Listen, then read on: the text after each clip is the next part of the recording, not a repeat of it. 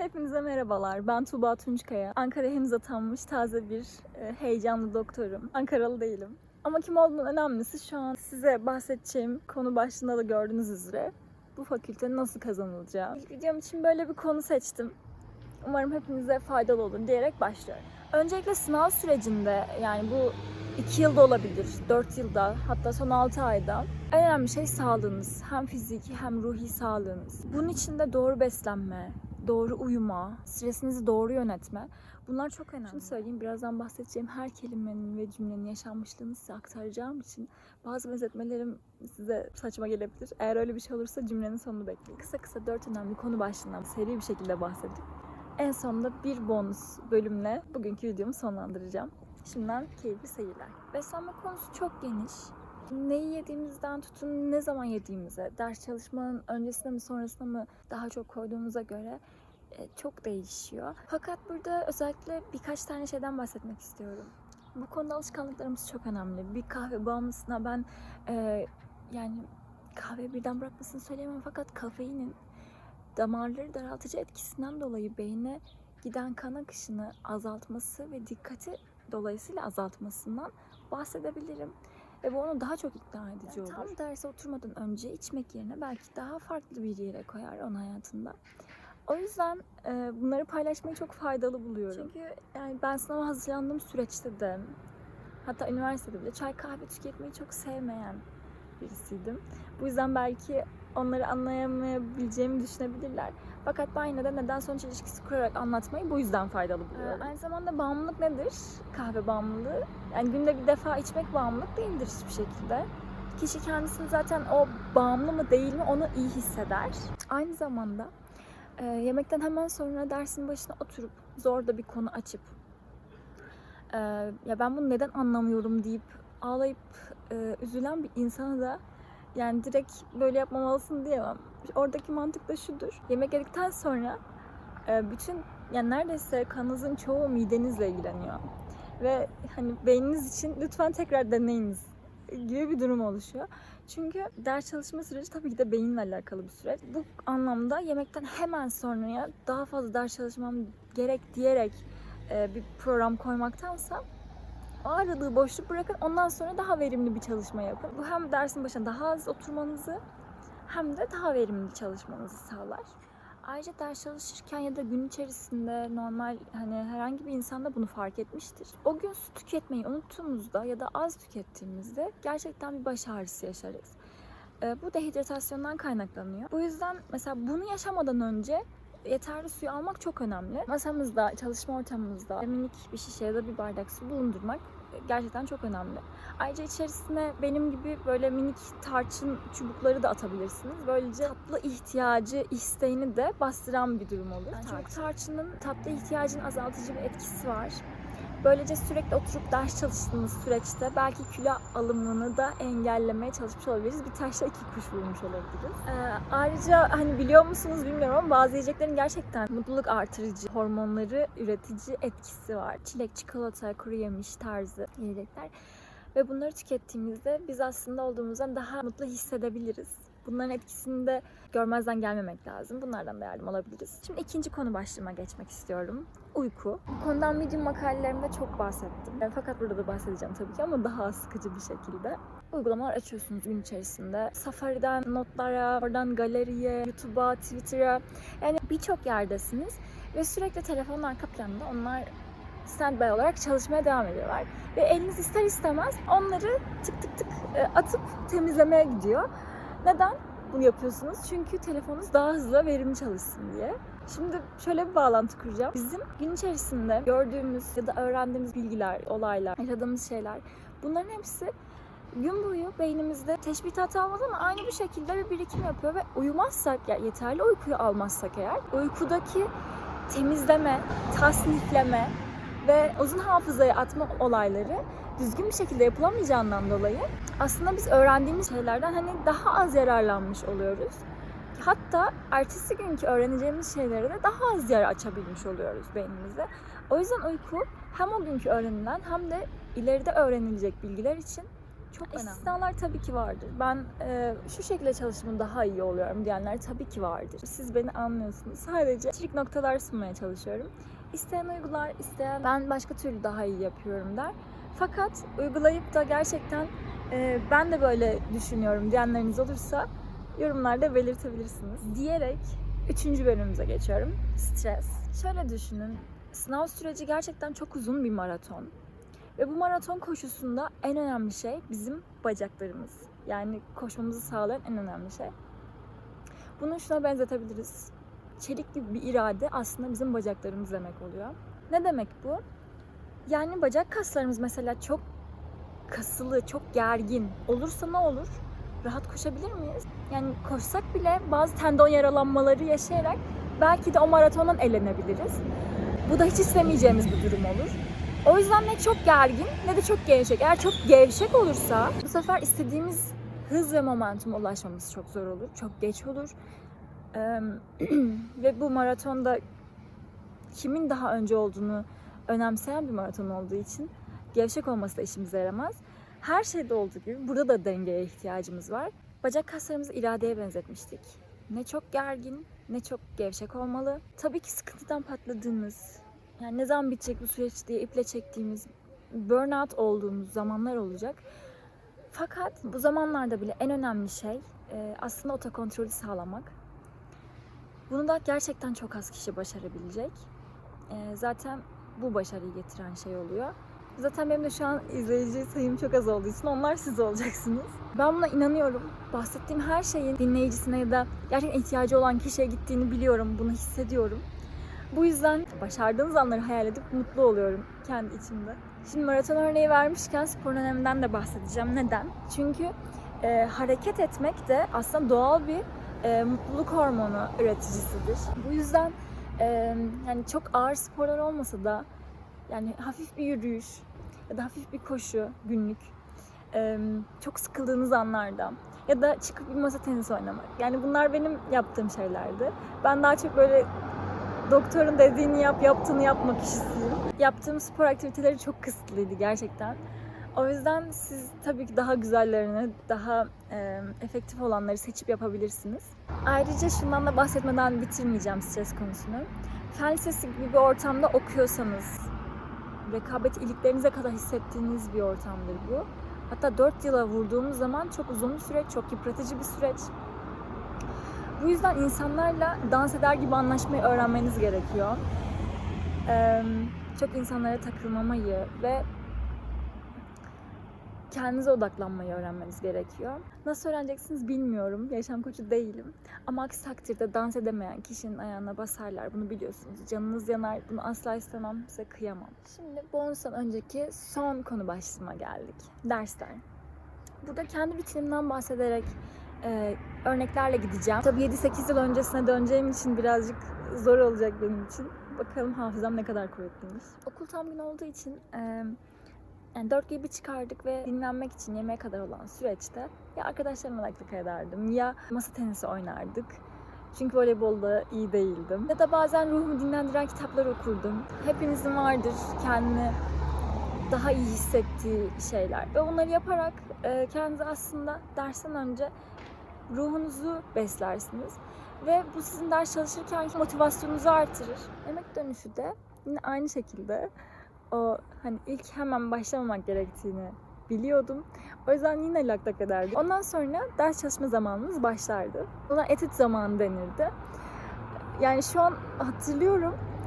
Telefonlar bu kadar akıllı değilken o kadar az zaman ayırırmışız ki ben çok şaşırıyorum. Yani çok daha fazla ders çalışmaya zaman kalırdı. O yüzden şu an işiniz bence biraz daha zor. Yani bilmiyorum, internetimi kapatacaksınız, telefona zaman ayarı mı koyacaksınız bilmiyorum ama gerçekten biraz daha zorlanacağınızı tahmin ediyorum. Ama beynimiz nasıl ayarlarsak öyle olur. Zorlanmayacağız diye ayarlayacağız, zorlanmayacağız. Masam çok sadeydi. Hani bunu da sorduğunuz için anlatmak istedim. Yani öyle çok fazla renkli kalemler ve renkli notlarla masamı çok kalabalık etmeyi sevmezdim. Sadece o an çalışacağım kitap olurdu. Çalışacağım şeyleri de önümde sıralamayı sevmezdim. Çünkü bu şu hissi uyandırıyor. Daha çalışacağım çok şey var, çok gerideyim. Sadece o an çalışacağım ders olurdu. Yani onun dışında çalışacağım dersleri böyle yığmazdım. Çünkü onları görmek beni... Bir de kedicik geldiği için şu anda birazcık dikkatim ona kayıyor. Tatlım. Bir şey yapıyorum ama ben burada.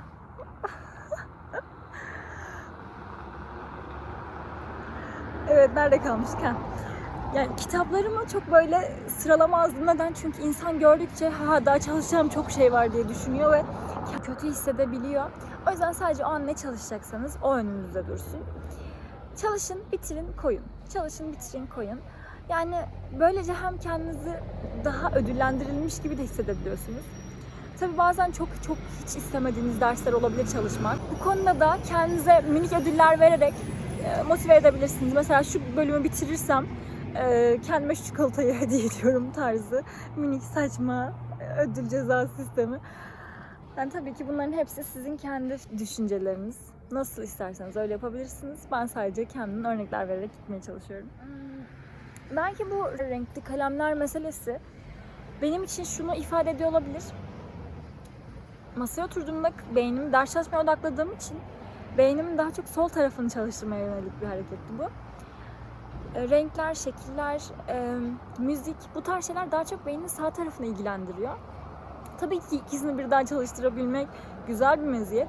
Fakat sanırım ben daha çok sol çalıştırmaya yönelik bir harekette bulunmuşum. Şu anda öyle bir şey geldi aklıma, paylaşmak istedim. Bu şekilde akşamlarımı o günkü verilen ödevleri yapmak ya da ertesi günkü derse hazırlanmak, biraz konu okumak falan derken bu şekilde geçiriyordum. Çok fazla aşırı akşamları ders çalışmıyordum. Daha çok ağırlığı neye verdiğimi göreceksiniz. Yatılı okuduğumdan bahsetmiştim fen lisesinde.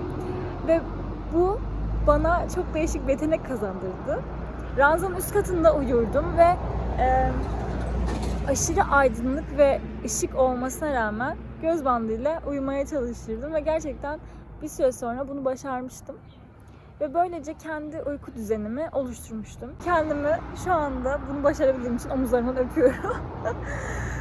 Çok büyük bir şeymiş gibi anlattım. Bu şekilde akşamlarımı o gün verilen ödevleri yapmak ve ertesi günkü belki sınava hazırlanmak, belki konuyu okumakla geçiriyordum. Ve sonra 10-11 gibi zaten uykum geliyordu. Kahve içmezsen tabii uykum gelir demeyin. Neden geldiğinden biraz sonra bahsedeceğim. Sonra ne yapıyordum? Sabah 5 gibi uyanırdım. Yani anlıyorsunuz neden geldim. Bu benim için tam bir rutin olmuştu. Çünkü şunu fark etmiştim. Akşamları çalışıp anlayamadığım bir konu olduğu zaman gerçekten onu sabaha bıraktığımda çok daha kısa sürede tek bir okuyuşta anlayabildiğimi fark etmiştim. Aslında sorun bende değil, çalışma saatimdeymiş dedim sonra da. Gerçekten bu çok önemli bir taktik. Eğer isterseniz deneyebilirsiniz. Biliyorum zor bir şey. Çünkü herkes uyurken kalkıp bir şeyler yapmak zor olduğu kadar aslında çok da lezzetli bir şey. O hissi tatmanızı öneririm. Gerçekten kendiniz için bir şeyler yaptığınızı hissediyorsunuz. Ve bunun karşılığını sonra alacağınızı da görüyorsunuz aslında bir yerde. Ve bu inancınızı da artırıyor bu konuda. Bu yüzden bu şekilde yapabilirsiniz siz de. Peki sabah tam olarak ne yapıyordum? Sabah 5 gibi uyanıyordum. Duşumu alıyordum. O günkü çok kısa meditasyonumu yapıyordum. Ondan sonra da hemen dersin başına oturuyordum. Dediğim gibi daha zorlandığım ve daha çok pratik gerektiren dersleri bırakıyordum. Özellikle sınav senesinde 4. sınıfta her sabah otur oturmaz önce problemlerden çözüyordum. Paragraf sorularını çözüyordum. Çünkü bunlar öyle çok yorgun kafayla yapılacak şeyler değildi benim için. Onun dışında çok zorlandığım bir konu varsa onu oturup okuyordum. Yani bildiğiniz tane tane okuyordum. Ve birini anlatır gibi kendi kendime bu şekilde konuşarak anlatıyordum. Bunun da çok büyük önemi var dersleri anlama konusunda. Birini anlatır gibi çalışmak gerçekten çok daha faydalı. Ezber yapmam gerekirse daha çok geceleri yapıyordum. Çünkü uyumadan önce yapılan son şey aslında beynimiz bir şekilde gece boyu, uyku boyu tekrar ediyor. O yüzden ezber konusunu tabii ki sabah da yapabilirsiniz ama gece yatmadan önceye bırakabilmeniz sizin için daha faydalı olabilir. Bu şekildeydi ve en son ders çalışmayı bırakmadan, yani okula gitmeden son 15 dakikalık sürede de sırf kişisel ilgimden dolayı felsefe okumaları yapardım. Bunlar da bana gerçekten çok net olarak dönüşü oldu. Aynı zamanda da ilgilendiğim ve merak ettiğim bazı şeyleri tarihsel olarak bilgisine de edinmiş oldum. Okumak hiçbir zaman zararlı değildir. Ben şu an yorucu ve böyle WinRAR dosyası gibi sıkıştırılmış o programımda bile daha çok okuduğumu fark ettim. Şu anda da ayda en az 1-2 kitap bitirmeye çalışıyorum. Aslında pandemi döneminin başlarında bu ayda 3-4 kitaba çıkmıştı. Hatta 4-5 kitaba çıkmıştı kitabın uzunluğuna göre. Ama şu aralar tabii ki daha az okuduğumu fark ediyorum. Gerçekten çok yoğunum. Buna zaman ayıramam. Kafasından çıkmak gerekiyor. Ne yaparlar Hristiyanlar papaza? Günah dökümü mü deniyor? Günah çıkarma. Aynen, bu da minik bir günah çıkarma olsun. Daha çok okumam gerektiğini farkındayım. O zamanlardaki Tuba'ya selam olsun. Bu programa göre günde aslında 4 saat çalışıyormuşum. Hani sınav zamanlarına göre bu 5-6'ya çıkıyor olabilir ya da hatta eğer bir sınav ertesi ise, yani okul sınavlarından bahsediyorum, 3'e 2'ye iniyor olabilir. Ama günde ortalama 4 saatmiş. Bunu da sorduğunuz için belirtmek istedim. Son 6 ayda ne yaptım? Denemelere daha fazla ağırlık verdim mantıken. Böylece kendimi hem tüm soruları aynı anda görerek ve her gün görerek aşina olduğumu ikna ediyordum. Hem de soru sayımı yakalamama daha çok yardımcı oluyordu deneme çözümleri. Tabii bunlar hep iç rahatlatma. Her hafta sonu İzmir'e gelirdim ailemin yanına ve bu gerçekten bütün hafta boyunca iple çektiğim bir zaman dilimiydi. Ve son 2 yıl dershanenin de eklenmesiyle aslında o minicik hafta sonu zamanım yarıya indi. Hatta bazen yok oldu. Hiç ailemi görmediğim haftalar oluyordu. Dershane kısmını şöyle değerlendirirdim. Test çözerken yapamadığım sorular beni gerçekten çok deli ederdi. Yani bunlardan belki de hıncımı almak için ve unutmamam için ve onları kesinlikle öğrenmem gerektiğini hissettiğim, düşündüğüm için tabii ki bunu takıntı düzeyine getirmeden. Bir soruyu yapamadığımda onu hemen sınavda karşılaştığımı ve yapamadığımı hayal ederdim. Ve bu beni çok üzerdi. Bir falçatam vardı ve belki sizlerden de vardır bu şekilde yapan. Test kitabını böyle bildiğiniz paramparçık etmiştim yani. Test kitaplarına acımıyordum. Acımayın, onları çözmeniz için varlar. Yapamadığım soruları hep keserdim. Onları minik böyle bir cüzdan gibi bir şeyde ya da bir kalem kutusuna saklardım. Ve dershanedeki hocalarıma sorardım. Cidden onların başlarının etini gerçekten çok yedim. Aşırı derecede soru çözümlerini de aşardım. Ve hepsine buradan çok teşekkürlerimi, tekrardan saygılarımı iletiyorum. Hani lisedeki hocalarıma da, aynı zamanda üniversitedeki hocalarıma da hepsine tek tek buradan teşekkürlerimi, saygılarımı ve sevgilerimi iletiyorum. Aynı zamanda müdürümüze de, ona da ayrı bir başlık açmak istedim. Madem fen lisesinden bahsediyorum. Arada bize çiğ köfte partileri düzenlerdi. Akşamları etüt zamanları. Tüm okulca dediğim toplam 200 kişi falandık. Balıkçıya giderdik akşam yemeğine mesela. Yani bu tarz böyle jestler olurdu. Çok mutlu da olurduk. Böyle yanında korkudan yerimize duramadığımız ya da babacan bir ifadeyle rahat da hissettiğimiz bir insandı. Hatta mezuniyetimizde de davul çalıp bizimle beraber halay çekmişti. Bu da güzel bir an olarak şu an aklımda. Madem o yıllara döndüm, bundan da bahsetmek istedim. Buradan selamlarımı yolluyorum Tahsin Hoca'ya.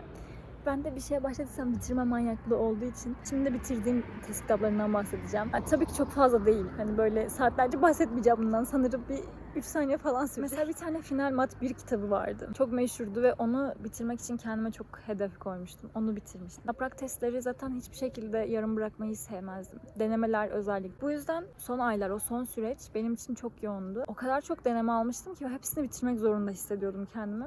Aslında bu birazcık saçma bir düşünce. Neden? Çünkü kendinizi gereksiz yere stres sokuyorsunuz. Aslında belki o denemeyi çözmeseniz ya da bir tane daha kaynak görmeseniz aslında siz yeterli soru sayısına o zamana kadar ulaştınız ya da yeterli soru tipini gördünüz. Ondan sonrası artık birazcık abartıya kaçıyor. Bu da ek stres yaratıyor insanda. Bu da mesela yanlış yaptığımı düşündüğüm bir şey. Kendinizi çok fazla eğer yeterli hissediyorsanız ya ben zaten her soru tipinden çözdüm. Her soru tipinin her tipini gördüm diyebiliyorsanız ki bunu demek ki biraz zor biliyorum ama diyebiliyorsanız bu kadar çok kendinize yüklenmenize gerek yok. Bu da kendimi ezeleştirdiğim bir mevzu olsun. Bir de en çok zorlandığım dersi sormuştum sanırım. Fizikti tabii ki. Belki de bize çok zor sorular sordukları için kendimi çok kötü hissediyordum. Gerçekten kötü de olmuş olabilir. Yani hayatımda aldığım en düşük notları almıştım fizikten. Hiç unutamıyorum kendisini o yüzden. Yani kısaca diğer derslerden de bahsedeyim. Kimyayı çok severdim ve en çok full çıkarmıştım mesela sınavda onu. Bizim sınavımız da sizin gibi 2 aşamalıydı ama ikisinin arasında 6 ay vardı. Sizden farkımız bu. Hatta şunu da söylemek istiyorum. 2 sınava da çok büyük önem verin. Tabii ki öncelikle birincisini yapacaksınız ki ikincisine geçebilirsiniz ama sakın böyle düşünerek aylarınızı harcamayın. Çünkü birinci sınav gerçekten hepinizin çok güzel bir şekilde yapacağına inandığım bir sınav. O sadece sizin derecenizi artıracak. Ben de pek o şekilde olmadı. İlk sınavımda 8000. olmuştum. Ve ikinci sizin TYT, AYT oluyor sanırım. AYT dediğiniz sınavda da biraz daha üste çekmiştim. Yani çok fazla çekememiştim sanırım ama 4900 civarı olmuştu. Yani burada bahsetmek istediğim şey şu. Bazen hiç sevmediğiniz derslerden çok güzel netler çıkarıp bazen çok sevdiklerinizden çıkaramayabilirsiniz. Hani her şey bazen tıkır tıkır işlemiyor. Benim o şekilde olmuştu. Geometriyi çok severdim. Ama yani 2013 DYS'ydi sanırım. Sınavın tarihini unuttum. 2013, evet. Yani benim girdiğim sene geometri gerçekten çok değişik soruları vardı. Yani ben o zamana kadar hiç o şekilde sorular görmemiştim. O yüzden o beni hayal kırıklığına uğratmıştı ama diğer yandan da fizik, kimya, biyoloji de neredeyse full çıkardım hatırlıyorum. Üçünden sanırım bir yanlışım vardı. Sevmediğiniz bir ders sizi çok başka noktalara taşıyabilir. Bu yüzden fiziğe teşekkür ediyorum. Yani normal fiziğime teşekkür etmiyorum. Çünkü tombiş bir insan olduğumu biliyorum. Şimdi ayrıca şeyden de bahsetmek istiyorum. Fen lisesinde hep ders mi çalışılır? Belki SBS tarzı bir sınava hazırlanan kişiler de izliyor olabilir şu anda burayı. Benim gibi manyaklar varsa ta o zamanlardan bu tarz şeyleri araştırıyor olabilirler. Onları da öpüyorum buradan. Fen lisesinde gerçekten olimpiyat derecesinde zor sorular soruluyordu normal sınavlarımızda. Tabii ki hepsinde değil ama bazılarında. Fizik, matematik gibi. Bunlar sizin gerçekten kendinize yetersiz hissetmenize sebep oluyor. Bu da gerçekten moral bozucu oluyor. Ben sırf bunu fizikte kırmak için İzmir'de ismini hatırlamıyorum. Bir tane üniversite bilim yarışması yapmış. Ben fizik dalında katılmıştım. Bir düzenek yapmıştım ve belki ondan sonra bahsederim. Ve yaptığım çalışmayla, düzenekle, hazırladığım poster ve sunumumla 3. ödülü kazanmıştım. Bu beni aşırı derecede motive etmişti fizik konusunda. Belki de 2. sınıfta yaptığım ya da 3. sınıfta mıydı? Yani o yaptığım çalışmadan sonra kendimi çok iyi hissetmem, belki de fiziğe olan çalışma aşkımın tekrar geri gelmesine sebep olmuştu.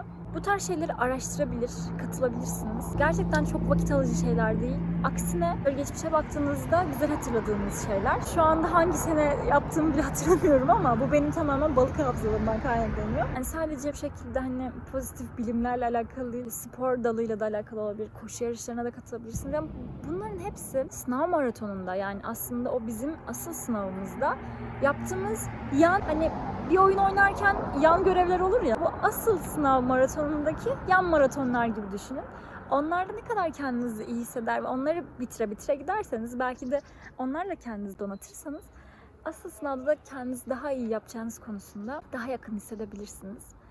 Bilmiyorum, benim için böyle olmuştu. Bence sizin için de böyle olabilir. Ve duygusal kısmı sona sakladım. Bonus bölüm dediğim. Aslında birçoğunuz biliyorsunuz, ilk mezuniyet postumun altına yazdığım yazıda da bahsettiğim gibi her şeyden önce aileme teşekkür etmek istiyorum. Onlar bana verdikleri ahlakla, üzerime hiçbir şekilde baskı kurmamalarıyla ve hep benim arkamda olduklarını hissettirmeleriyle, yükümü hafifletmeleriyle gerçekten bana verebilecekleri en güzel desteği verdiler. Bundan sonra da verecekler Allah'ın izniyle, biliyorum, inanıyorum inşallah. Ya cidden sınav süreci tek kişilik bir süreç değil. Tamamen ekip işi. Dışarıdan öyle görünmüyor ama gerçekten o şekilde. Bu yüzden ailelerinizin çok büyük önemi var. Onların hakkını asla ödeyemeyiz. Arada sırada belki tartıştığınız, sinirli olduğunuz şeyler olabilir. Ama hep aklınıza bunu getirin. Onlar da hayattaki en önemli şeyleri için çok büyük hayaller kuruyorlardır. Onları da anlamaya çalışın. Karşılıklı bir empati döngüsü olursa eğer gerçekten her şey çok daha güzel ilerliyor. Ben kendim bildim bileli hep doktor olmak istemiştim. Bunu hatırlıyorum. İlkokula başladığımız, 1. sınıfa başladığımız an herkes hani ağlar etrafımızda. Belki siz de öyle olmuşsunuzdur. Ben gerçekten gülerek gitmiştim okula. Tam okula başlamadan önce okuma yazmayı kendi başıma öğrenmiştim. Bu ne kadar doğru bilmiyorum ama çok hevesliydim. Aşırı hevesliydim. Neyine heveslenmişsem bu kadar. Hani o süreçten bahsediyorum. Eğitim süreci gerçekten beni çok heyecanlandırıyordu o zamanlar. Çünkü sonunda doktor olacağımı biliyordum, hissediyordum ve çok istiyordum. Yani şöyle düşünün, bir resim çizerken bile, hatta ne bileyim şiir yazarken bile, ki şiir yazmak en büyük hobimdi.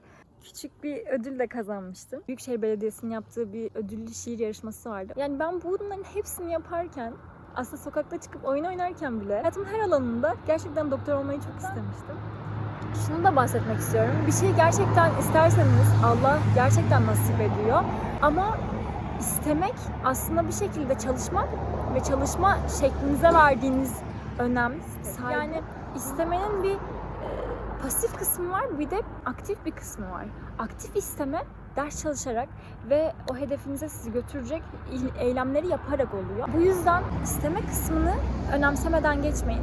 Yani Belki bazı insanlar, bazılarınız aileniz istediği için nasıl kazanılır bir gireyim de bakayım diye açtınız videoyu ve şu anda bana kızıyorsunuz biliyorum. Ama ben bir şeyin kişinin kendisi tarafından istenmediği sürece yapılabileceğine çok da inanmıyorum ve yapsa bile ondan çok hayır geleceğine inanmıyorum. Çünkü işini severek yapan insanlarla diğerleri arasındaki farkı hepimiz biliyoruz ve şuna inanıyorum. Gerçekten istediğimiz zaman hayat bize o şeyi bir şekilde veriyor. Belki onun kıymetini biliyoruz, belki de bilemiyoruz. Bilmediğimiz zaman o şey kesinlikle elimizden alınıyor ve ondan sonra ne kadar çabalarsak çabalayalım bir daha aynı şekilde asla olmuyor. Bu yüzden henüz vaktiniz varken, yolun başındayken bu aldığınız taktiklerle bence çalışma rutininizi ya da normal yaşam biçiminizi ufak dokunuşlarla düzenleyebilirsiniz. Çünkü her şey için şu an tam zaman, hiçbir zaman için geç değil. Son olarak şunu da söylemek istiyorum. Siz her şeyi mükemmel tıkır tıkır yapsanız da sizin elinizde olmayan şeyler olabilir. Sınav gelirse evinize bir misafir gelebilir, gürültü olabilir. Ki o akşam bir futbol maçı olabilir, çok önemli. Komşularınız gerçekten gürültü yapabilir. Ya bunlar sizin elinizde olmayan, müdahale edemeyeceğiniz şeyler. Bunlara çok fazla takılmamak gerekiyor. Bunların sonucu değiştirmeyeceğini bilmeniz gerekiyor. Bunlar küçük şeyler ve sizin gibi büyük hedefleri olan insanlara dokunamaz. Bunları yaşadığım için örnek veriyorum. Çok moralimi bozan şeylerdi. Ama canı sıkılmasın. Hayatta her şey oluyor. Ama her şeye rağmen olacaksa oluyor. Bunu da unutmayın. Yani o kadar çok hayatımdan bahsettim ki şu an kendimden. Bazılarınız kazandı, bazılarınız kazanamadı, mezuna kaldı. Ama şimdiden 5 kişi aranızdan Scraps hediye ettim. Biliyorum ki henüz kazanamamış olanlara çok büyük motive sağlıyor. Kazanmış olanlara da hep gidiklerini hatırlayacak. Hepinizi çok seviyorum. Umarım hepiniz çok başarılı olacaksınız. Öpüyorum.